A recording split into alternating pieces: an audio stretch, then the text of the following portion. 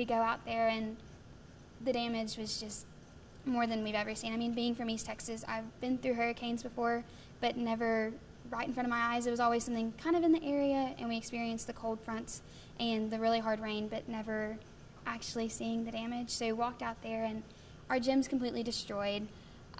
There's a ginormous sinkhole on like the main entrance to campus, and just a lot of other damage just around.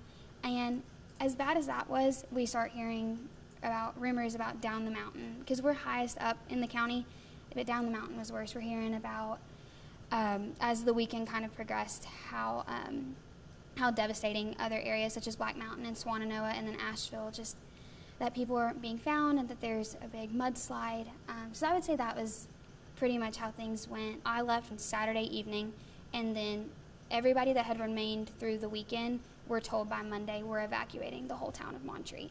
So everybody was gone by Monday morning. I got the opportunity to drive through our downtown Saturday morning, and I was like, oh my goodness. It was starting to get really concerning because we couldn't hear from people like in the community, like our local pastor or friends that lived off campus. And so as I would say probably about noon Friday, it was like, when is Montreat going to be normal, so to say, again? Like what's going to happen in this, I think, was a lot of the thoughts that were rolling through my mind.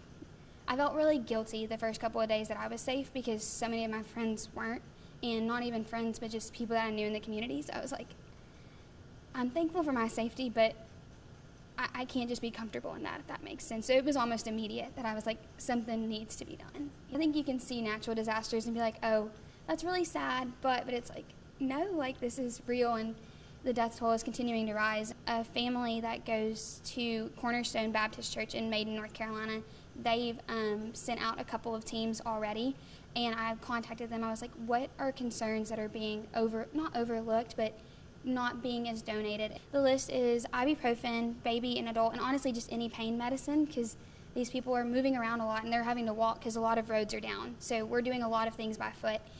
Feminine hygiene products, baby formula, pet food. I remember when I saw pet food on someone's list, I was like, oh my goodness, like that just completely and I love animals, absolutely, but you just don't think about needing their needs as well, and because they're parts of families. And then like underwear and long johns, because I've heard reports it's already in the 50s in North Carolina, so it's just going to continue to get colder and colder as the fall begins. But that was a lot of the thought process, was just trying to supply the needs that aren't as commonly thought of. Just be praying for North Carolina. Like, I full-heartedly believe that prayer is powerful, and that not only that people will be helped and that lives will be saved, but that during this really hopeless time, the gospel advances.